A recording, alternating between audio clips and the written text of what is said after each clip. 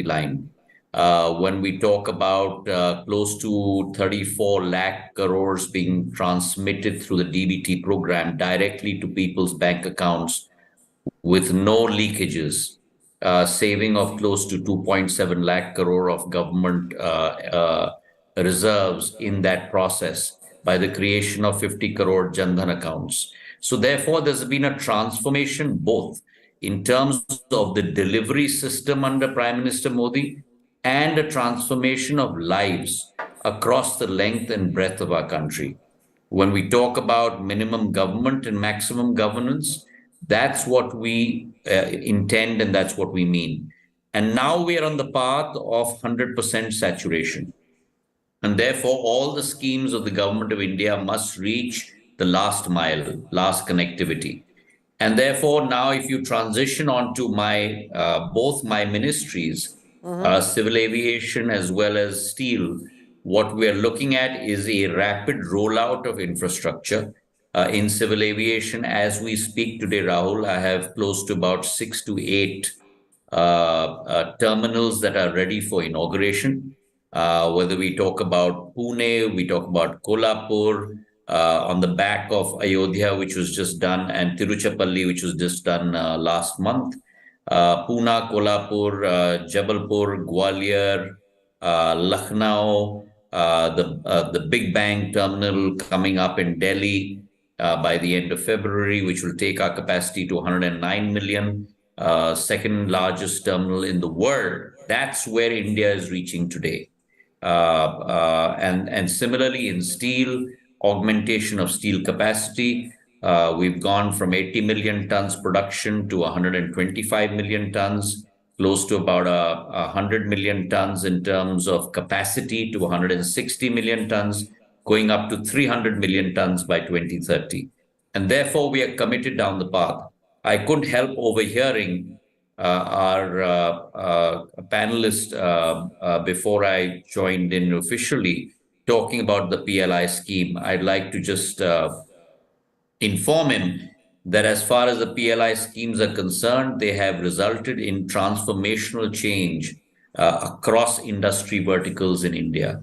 I can only talk about the 2 PLI schemes under my remit, one under civil aviation, where we have already dispersed close to about 40% of our budgetary amount over 3 years in year one, close to about 40 crores to 50 crores of 115 crore resource envelope. And we've asked already for a expansion of that PLI for drones. Secondly, in steel as well, the PLI scheme was announced just a couple of months ago. We've had 27 companies with 57 MOUs that have been announced, roughly a resource envelope of about close to 2,500-3,000 crores. I'm following each one of those private sector expansion plans in the specialty steel sector personally on a monthly basis. They're pretty much on track, and we're looking at an augmentation of almost about 20 to 25 million tons per annum in terms of steel capacity, only and only due to the PLI schemes. It has worked wonderfully in electronics, in telecom, and multiple other sectors. So I think it's important that when we look at schemes, there are 2 ways of looking at them. One is the huge fillip that it may have given that sector. Surely there's much more that we can do, but whether it's semiconductors, whether it's hydrogen, whether it's drones, whether it's specialty steel, we're now looking at VAS. We're looking at value-added manufacturing, value-added services, which was never the case in India. We were more of a commodity producing country that would sell commodities at their base price. Now we're looking at value added, where the margin becomes much higher on a global scale. Minister, how do you respond to the critique, especially from the Congress party, that while public infrastructure spends are going up, spends on social sector, spends on education, spends on healthcare as a percentage of GDP relative to the past have actually come down, that these somehow just by actual allocation aren't as important as they used to be in the past. There it is on your screen. Both education and healthcare now getting much less percentage of GDP allocation than in the past. So I think that those who have never seen transformation on this scale, those that have always talked about 100 rupees being remitted from Delhi and only 15 rupees ending up in the Labharti's account, are the last ones that can talk about efficacy or allocation.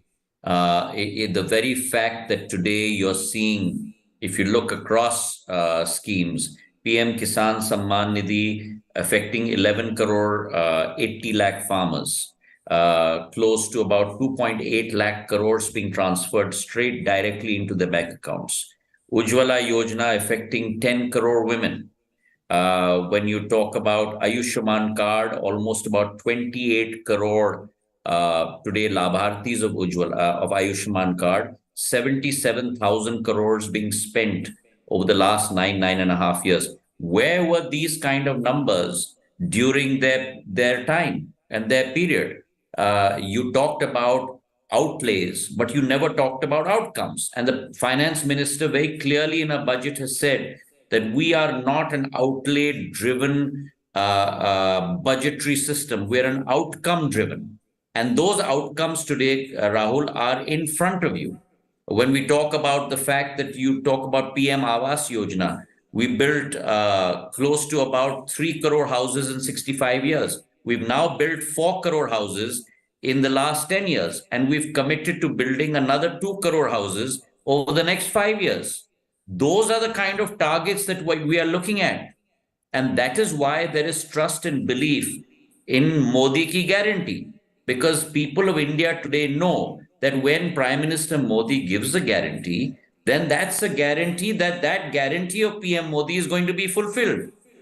And you're seeing translation of that. We have never seen these numbers before. President Macron, on his recent visit to India, was fascinated by the fact that in Jaipur and near Hawa Mahal, when the Prime Minister went and bought a cup of tea for him on his mobile system and on the basis of Chai Pe Charcha and on the basis of the UPI system, where immediately a payment was done through the mobile system. And now he's asked for that technology to be taken to France. We never manufactured COVID vaccines before. We had 2 vaccines manufactured in India, and we were transporting it to 110 countries through Vaccine 3. This is a new India. It's a new India that unfortunately the opposition cannot stomach or come to terms with. But it is a new India that has today risen from an aspirational desire of every Indian to really onto the world stage. But Minister Scindia, your former colleague, India, the formidable India that Prime Minister Modi represents. Ex-Finance Minister P. Chidambaram was with us a short while ago, and he said, look at growth 10 years under UPA, look at growth 10 years under NDA. He says, look at where I left the fiscal deficit, look at where the fiscal deficit is now. The accusation is that the BJP government overplays everything that's happening on their watch and completely dismisses any growth that may have happened in the watch of other governments. Mr. Chidambaram is a very accomplished Harvard lawyer. It's difficult to constantly argue with him, but if I may be in trying to be in all my humility, I've had a background of being a Harvard economist. Sorry? I'm saying you can't critique Harvard since you studied there as well. But go on. I just said that. I said that if I can humbly submit that I'm a Harvard economist. So therefore, the problem with Mr. Chidambaram is that he looks at fiscal deficit numbers and he forgets economic theory. And economic theory tells you, whether you look at Keynesian theory or otherwise, that fiscal deficit in itself is not a bad thing, as long as you are spending today on capital expenditure that will yield results tomorrow. And that's what's happened under this government. From a 3 lakh crore capex program of the UPA, you've now ended up at 10 lakh crore capex program for this year, going to 11,111 crores for next year. The country has never seen this kind of public investment in its history of 75 years. And therefore, this CAGR of public investment is what is powering today private investment to come in as well. Because private investment understands that the government is putting its foot forward, whether it's highways, whether it's ports, whether it's airports, whether it's railways, whether it's telecom. And therefore, it's ushering in private investment. One of the major issues we have in our country, thanks to the last 65 years of their government, is high logistic costs. Our logistics costs are close to about 12%. And today, our imperative under Prime Minister Modi, his Gati Shakti program, is to be able to lower logistics costs down to 6 to 7%. And therefore, this huge spend on metros, on highways, because we have to get integration of India. We have to get goods from one end to the other. We've got to be able to export. We've got to be able to import raw material, take it to our factories. That's the whole prerogative. And unfortunately, the Congress is still caught up in a time warp of fiscal deficit logic, which doesn't apply to the current government model of spending on infrastructure, as opposed to their deficit numbers that were implied completely by expenditure on the revenue account, and many hidden subsidies that were never displayed on their deficit numbers, such as the oil subsidies. And that has become completely transparent and accountable today. We've taken it on the chin and showed it in our first 2 years, almost about 8 years ago. Now, you've been focusing a lot on regional connectivity through the Udan scheme, Minister. And anecdotally, it seems that while some of these new airports are readied, initially we have a flurry of flights on those smaller airports. After a while, for various reasons, and I want to draw you out on this, those flights seem to cease. And then they say, हाँ अभी होगा, अभी तो नहीं है. Is that something that is concerning you, that you get these new airports going? I don't name any one or two particular airports, but anecdotally and from people who have spoken to, this seems to have happened in a few places. How do you ensure that these new regional airports that you're building actually have regular, assured connectivity and not in fits and spurts? So, Rahul, I'd love to spend a session on this with you alone. There is so much of concoction of facts that is going on with this argument that, again, the opposition is laying out. Almost about, if I recall correctly, 8 or 10 months ago, I rebutted all of the points that had been put across. We have built 76 airports, heliports, and water drones under the Udan scheme. All 76 were connected. Of the 76, we've had close to 519, sorry, because I inaugurated Dehradun-Pithoragarh yesterday with a 19-seater plane, which the CM himself flew in to Pithoragarh. 519 routes that have been operationalized. Under Udan, you have a viability gap funding model for 3 years. It's a limited period with a sunset clause. If there wasn't a sunset clause, you'd be critiquing me for that. So there is a sunset clause. But I'm very glad to report to you that even post the sunset clause, close to about 30% of the routes are now still plying, which means what? That you build an airport where there was never an airport, or if there was one, it was prior to World War II. You then seed a flight with a viability gap funding. You then start getting anchor customers in terms of people who fly. Over a 3-year period, it then becomes sustainable on its own, and it still carries on. Almost 80 to 85% of our airports that were built under Udan are still fully connected through either flights that are carrying on over their 3-year period, or those that have completed their 3-year period but are viable in their own right. And many airports are connected now with not only your big ATR and your Boeing 737 and Airbus 320, but I've, as you know, looked at a new UDAN schemes squarely and fairly only for helicopters and only for small planes. And by small planes, I mean sub 20-seater planes. So therefore, cities like Jamshedpur, cities like some cities like in Orissa, Pithoragarh and Dehradun, I've connected with 19-seater planes because I'm also looking now at last mile connectivity in a hub and spoke model. And therefore, the demand for civil aviation is growing at a huge double-digit CAGR. We had 6 crore flyers in 2014. Pre-COVID, we had 14.5 crore flyers. Last year, I closed at 15.2 crore flyers. And I'm forecasting that by 2030, we will have 30 crore domestic flyers in this country. That's the kind of scale that you're looking at, which is why now you're building bigger metro airports. Goa was the first city where you had double airports. Now you're going to have Mumbai with Navi Mumbai. You're going to have Delhi with Jewar coming up. Delhi airport itself will be the second largest airport in the world. So you're at this, while you're creating the big hubs, you're also creating all the spokes, going off into a Pithoragarh, into a Jamshedpur, into a Jharsuguda, into a Roopsi in Assam, into a Kishangarh in Rajasthan, into a Darbhanga. So that's the model that we are creating as we go forward. Okay, we leave it over there.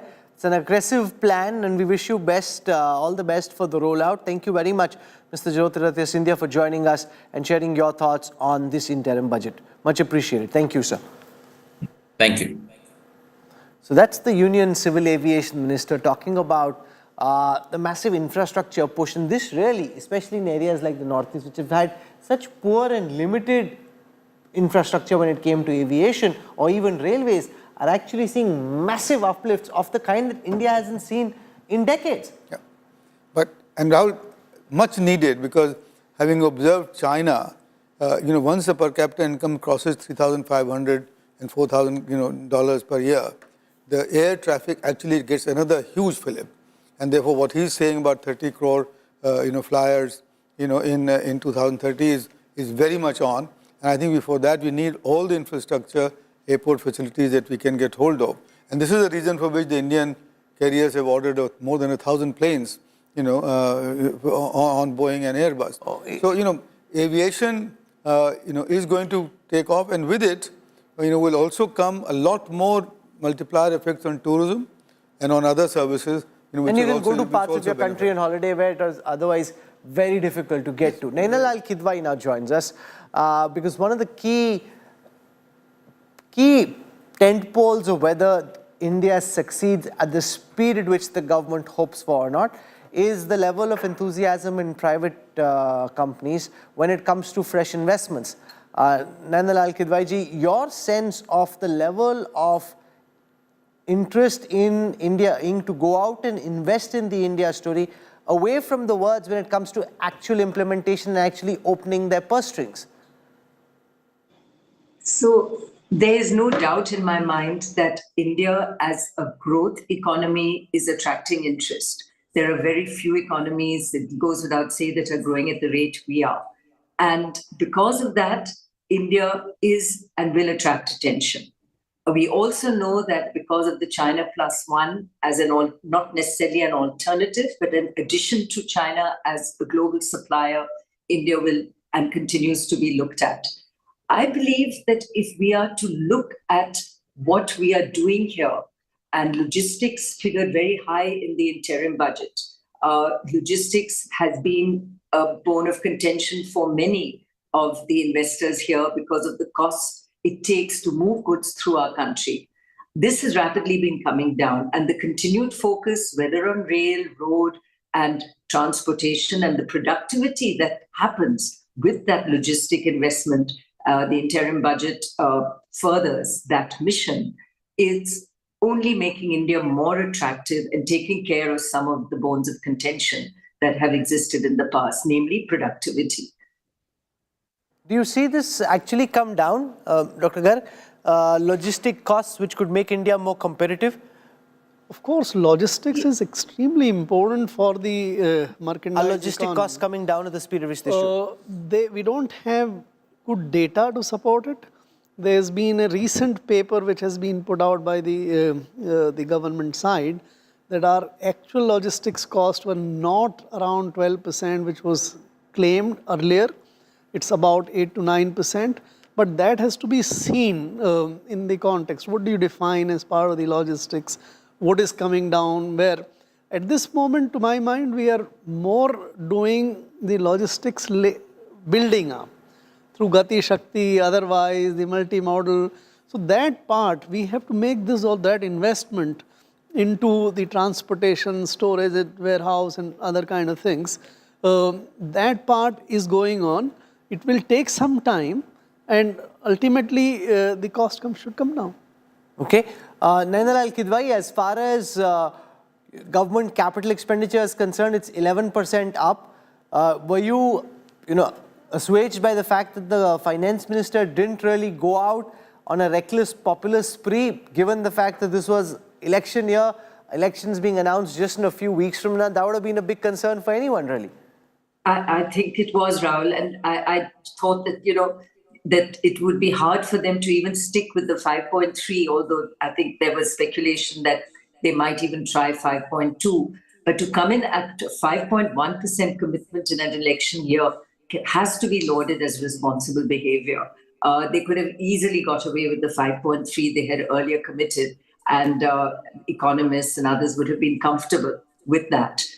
So what we're seeing here is fiscal profligacy being contained. The desire to chuck a lot of money at people has not indeed played out. And instead, what we're seeing is building blocks for development.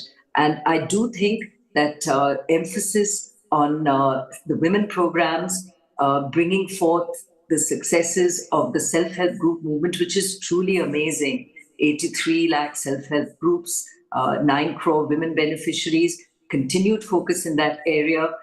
These are the sort of building blocks as we go forward that enable economic engagement of women at the rural level in the growth of the country. And it's a very important building block. And likewise, youth and startups, there's been a lot of focus there both in terms of the new fund which has been announced, which I think is much needed. We have struggled with local venture capital type of money. We've relied too much on money that has come from abroad. And to provide this funding, which is interest-free, can be up to 50 years for startups in the more sort of futuristic sectors, is really very, very welcome.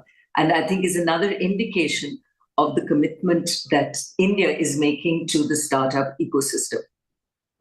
Dr. Garg, how do you respond to the criticism from the likes of Mr. Chidambaram and the others that the manner in which the fiscal deficit is being kept under check is actually by spending much lesser than what the budget estimates were? That the announcement was for higher spends on capex or on social sector schemes, but the actual spends were lesser, and that's how the fiscal deficit appears to look under control. No, the fiscal deficit reduction for the current year is not very much. It was 5.9, it is 5.8 now. And if you go into the further numbers, it's actually 5.84, very close. If you'd done it, it would have been 5.9. So that's not much control. But what perhaps he was referring to, that the capex, which was suggested to be about 10 lakh crores, has come down by 50,000 crores. But there is also reduction on the revenue side for the next year.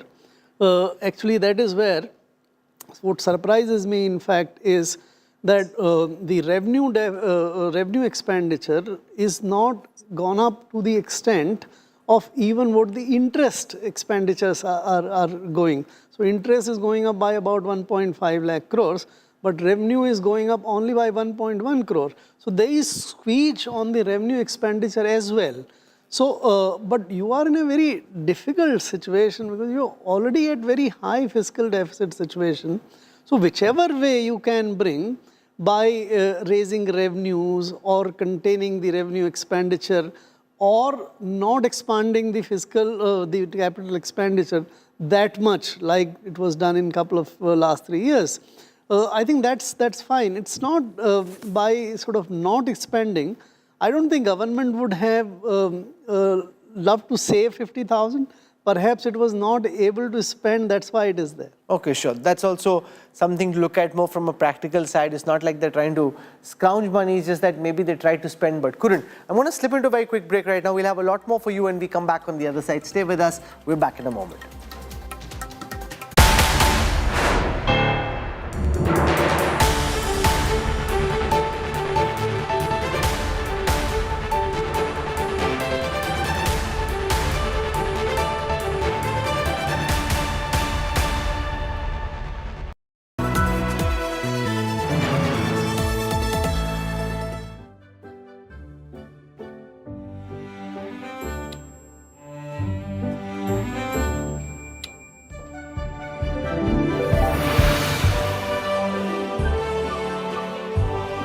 Pure Wash Electronic Seat by Kohler. Wish everything was this intelligent. Get ready for an immersive journey into the heart of news, politics, and insights that matter. Join India Today now on WhatsApp. Scan the QR code.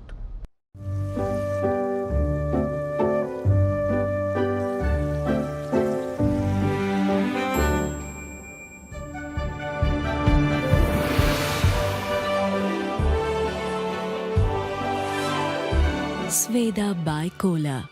Wish everything cared for your skin. Get ready for an immersive journey into the heart of news, politics, and insights that matter. Join India Today now on WhatsApp. Scan the QR code.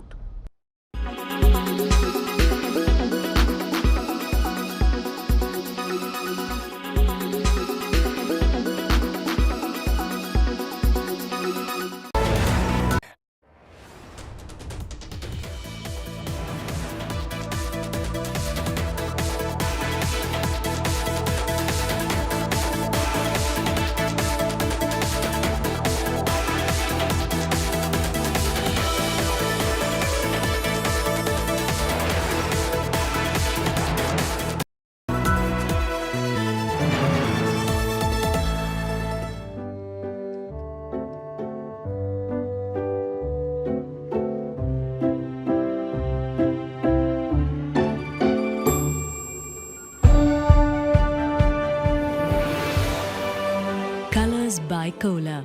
Makes you wish everything was as vibrant. Get ready for an immersive journey into the heart of news, politics, and insights that matter. Join India Today now on WhatsApp. Scan the QR code.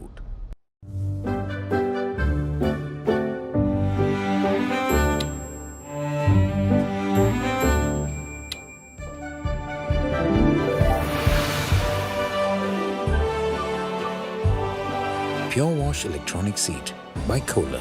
Wish everything was this intelligent. Get ready for an immersive journey into the heart of news, politics, and insights that matter. Join India Today now on WhatsApp. Scan the QR code.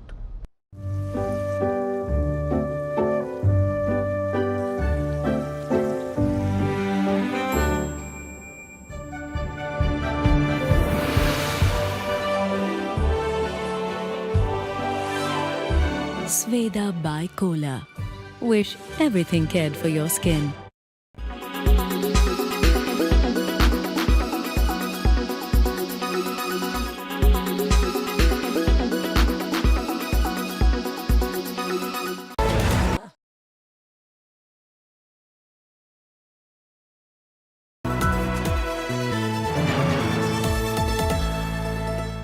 Get ready for an immersive journey into the heart of news, politics, and insights that matter.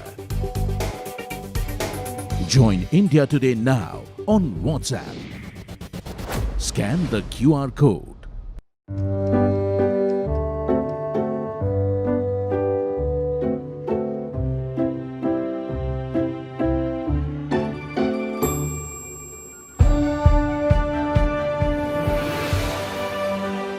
is bicola.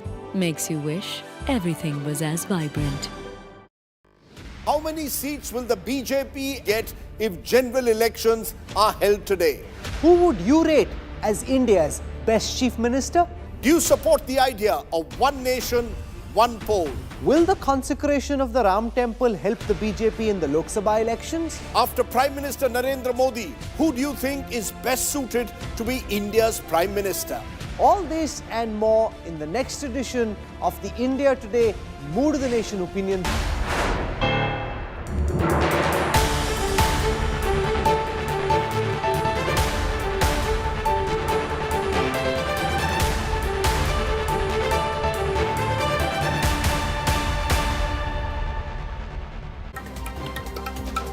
The Modi government is holding out the promise of a Viksit Bharat, or a developed India by 2047. Nana Lal Kidwai, you worked in India, you worked abroad. Is this, given how things are at this moment, a promise that you think is achievable? Or do you think this is more in the form of political rhetoric? Because Viksit Bharat is not just about the size of our economy, it's also about ensuring that every Indian is at a certain basic level of income. Can we be a Viksit country by 2047? Oh, I have no doubt that we will have to be. And it is indeed going to be the demand of our citizens to make sure we are there. There is no doubt also in my mind that the government is seriously committed to this. I see this in some of the work we do at the India Sanitation Coalition in water and sanitation. And there is an absolute commitment to make sure that no one is left behind. In fact, just picking up on that last point, in terms of absorptive capacity of the country to absorb the funds that are put into these systems, we have now in a program with the Ministry of Drinking Water and Sanitation, where we're bringing in the private sector to ensure that model villages happen. Because what the ministry is saying is we have put the money into the system. We now have to rely on states and gram panchayats to actually implement. And the implementation is not happening at the pace that we would like. So we want partners from the private sector, not for their money, but to ensure that the money is spent to create the model villages, which we want, that have water, sanitation, wastewater, plastic waste management, and that they tick all the boxes to become the model villages we would like them to. And this is called the Lighthouse Initiative. So very serious efforts on the government's part to ensure that states pick up on these programs so the funds that are allocated don't lapse. And I think this is what we have to continue to focus on, not just money that's allotted. Do you think this is achievable, the idea of a Viksit Bharat by 2047? Achievable, but will require very hard work. Because India, Rahul, will be the only country in the world history to actually grow exponentially and also reduce its carbon footprint. Nobody else has done it. So what it requires is hugely innovative thinking, out-of-the-box thinking, and very bold thinking, and also all of us coming together. So that development is not just the government's job, but is also, it converts into a sort of a people's movement only then. So, but the numbers are there. If you look at the CAGR, I mean, if you can grow at 9%, per annum. But we're not growing at 9%. No, we are not. But if we can, and countries have done that for 3 decades. No, but right now the government seems settling around 7. No, but that's what I'm saying. If you settle at 7, but then see the other thing comes around that if you take Viksit definition as in terms of PPP terms, then of course it is achievable. Because in PPP terms, getting to $20,000, $25,000, which is the definition of a developed economy, the OECD, you can do that. Surjit Bhalla has shown that. I don't want to go there. But to get but the other option, Rahul, is to provide to the country, to provide to the people the OECD levels of human development indicators at much lower per capita incomes. That to me also is a good definition of a developed economy, and our Kerala model shows that it can be done. Now that again requires a reimagination of what I now call a gross welfare product. What's your sense, Dr. Garg? At 7%, which is what is looking achievable in the immediate midterm, are we headed towards becoming a developed country by 47? We should define what we mean by Viksit India. This is not done.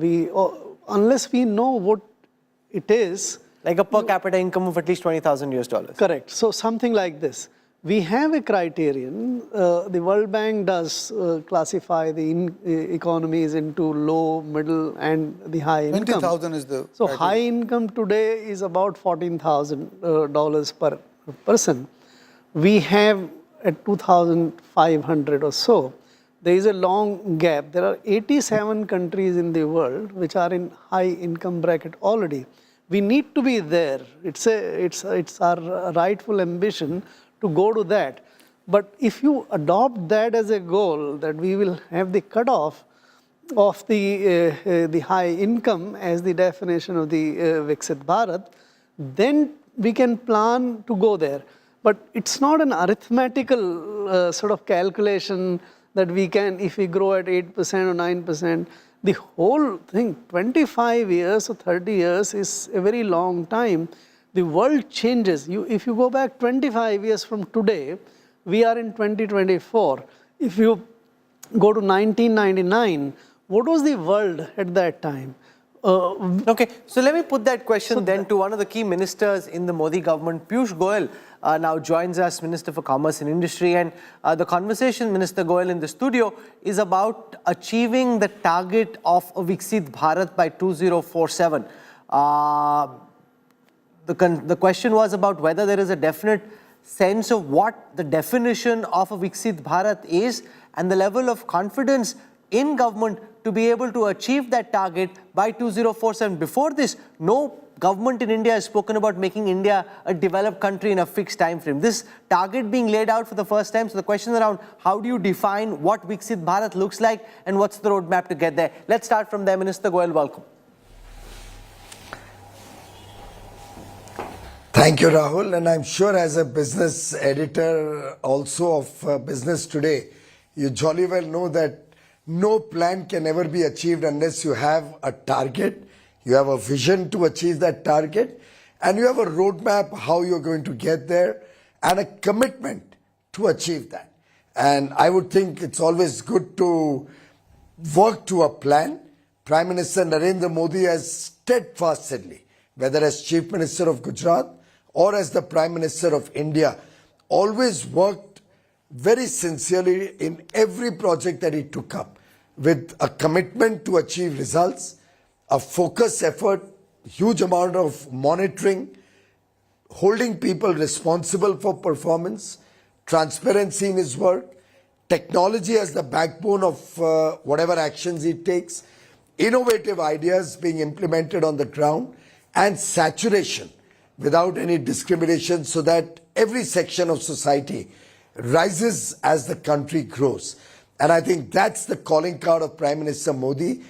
10 years of consistent good governance, 10 years of improving the lives of the poor, 10 years taking the country from fragile 5, which we inherited, high interest rates, high inflation, low foreign currency reserves, very poor morale of the people, daily corruption scandals, high cost borrowings even to sustain the rupee, with foreign exchange loans being taken. From that situation to 2024, where we have a strong foundation on the back of which we can aspire to be a developed nation.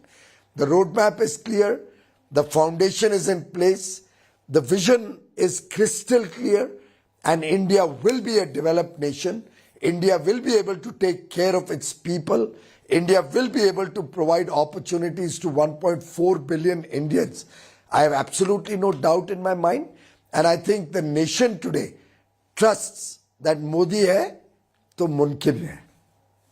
I want to get you to take our viewers through your outlook for exports and imports. And on the budget intelligence dashboard, I just want to show our viewers where things stand at this moment, and then the minister can take us through what he anticipates will happen in the next year, given especially all the geopolitical tensions that we are seeing and the multiple crises, Russia, Ukraine, in the Middle East. So here is exports. I look at total exports to begin with, 776.5 billion in FY23. Till December, 565 billion. If I look in particular at services, services exports Here's the graph coming up from the last 5 years, 325 billion in the last fiscal at 247.9 till December 23. I look at imports just for a moment and I look at total imports to begin with.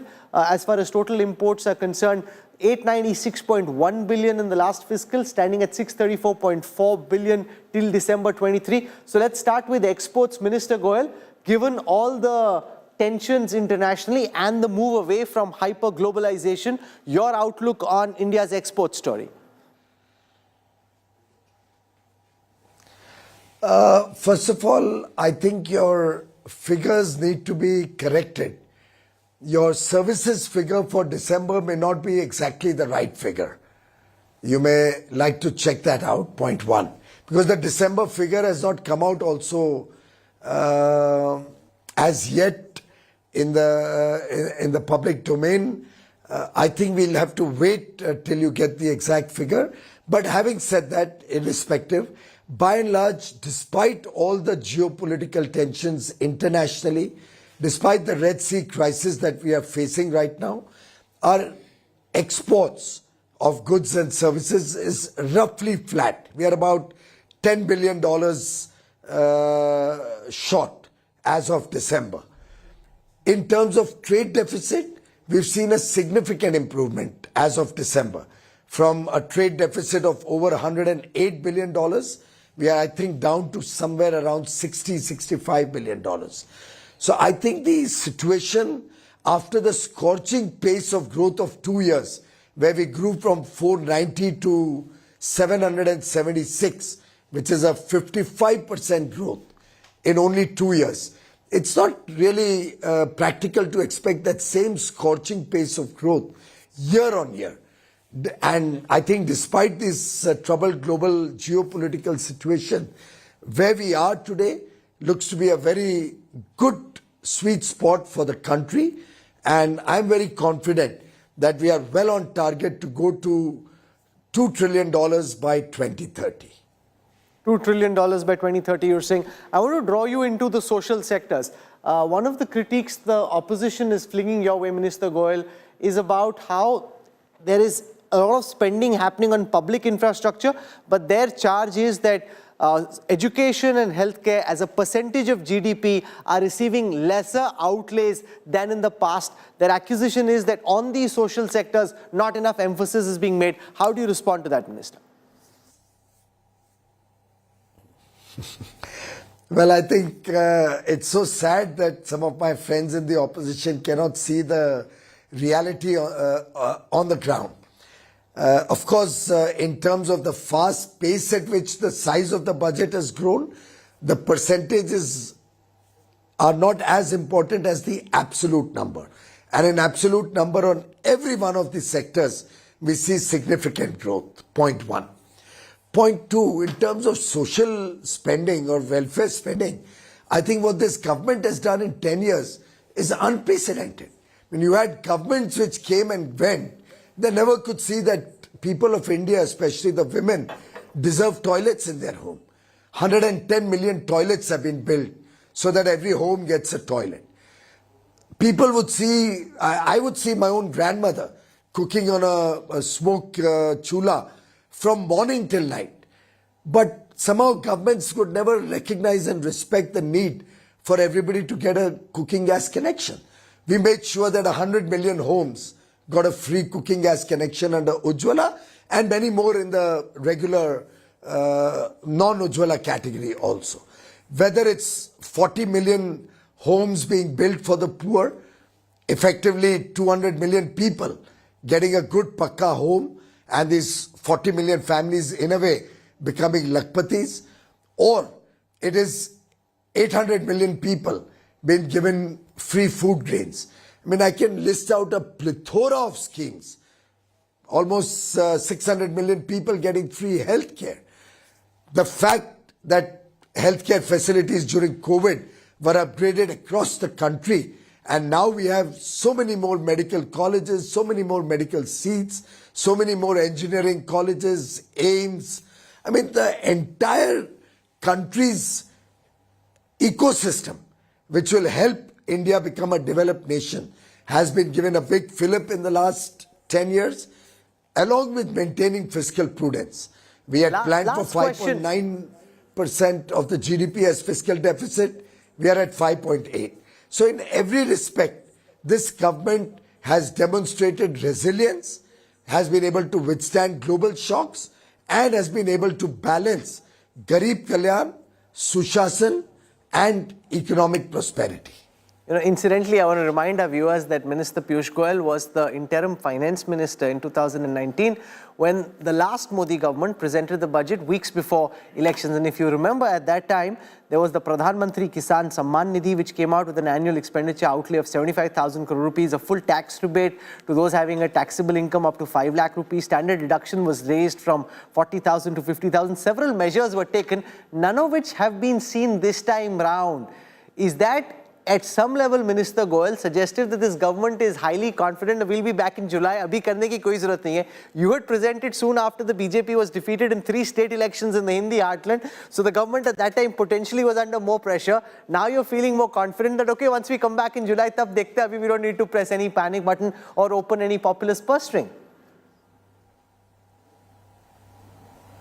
Rahul, first of all, I'll just correct you. The PM Kisan Samman Nidhi was a part of our spending in the then current year, 18-19 itself. So it was launched from December of 18 within the resources of the 18-19 year. And therefore it was announced in the interim budget, but it was a part of a decision taken for the then current year, and resources had been provided for that. So I don't think that the interim budget made too many changes. There were a few changes, some simplifications. Even the 5 lakh scheme, if you recall, was a measure of simplification so that the people get a simplified tax regime also with some benefits.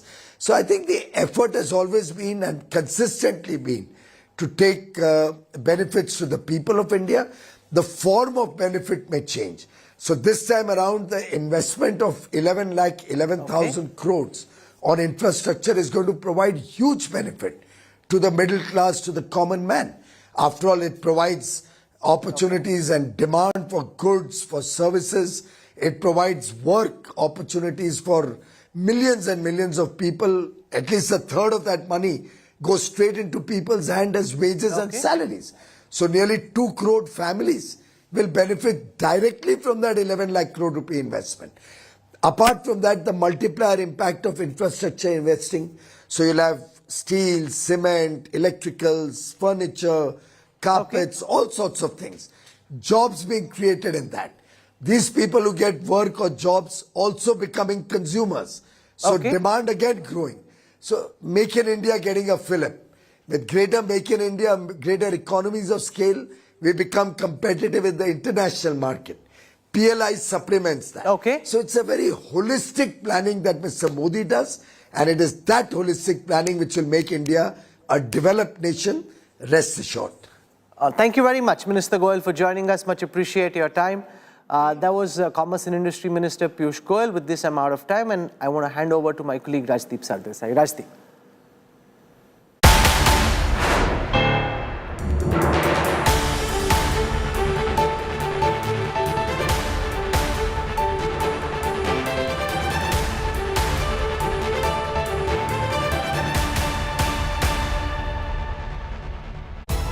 Presented by JK Tyre Ranger Series. Stay wild at heart. Co-presented by Star Health Insurance, the health insurance specialist. Co-presented by New Kia Sonet, the wild reborn. Co-powered by The bold look of Kohler.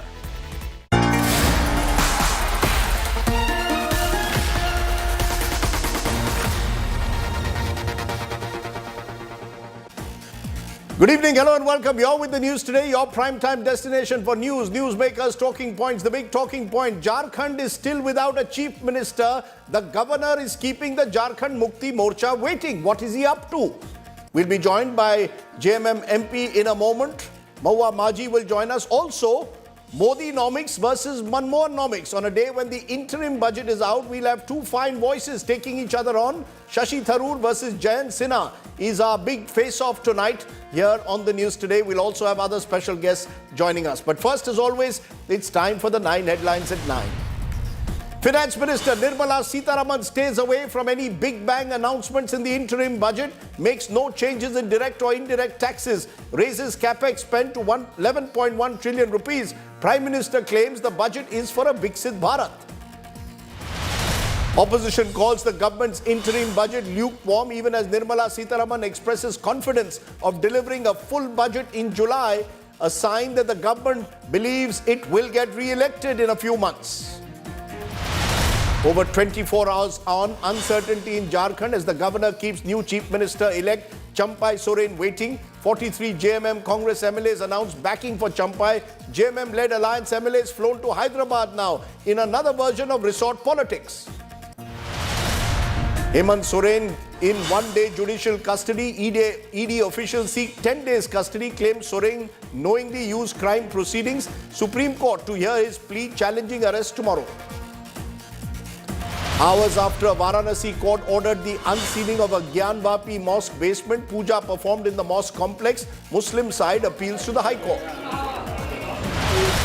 Delhi Chief Minister Arvind Kejriwal to lead protests in Chandigarh over alleged rigging in the mayoral polls. This on the same day as his 5th ED summon in the liquor gate probe tomorrow.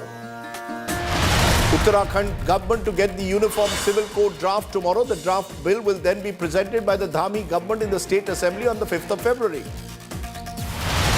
Karnataka Deputy Chief Minister D.K. Shivkumar's brother D.K. Suresh triggers a row after calling for a separate country for South India. BJP hits out, claims Congress is practicing divide and rule politics. Tractors line up the streets of Brussels as farmers surround the EU Parliament. Farmers' protests rage across France, Germany, Italy, Poland and Hungary.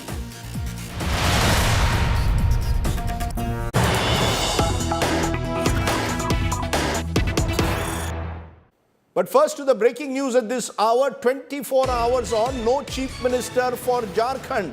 That's right, that's the big story that's coming in at the moment. The Jharkhand governor is yet to invite Champai Soren to form a government. 39 Jharkhand MLAs flown out to Hyderabad. The JMM Congress MLAs are now on board an aircraft to Hyderabad.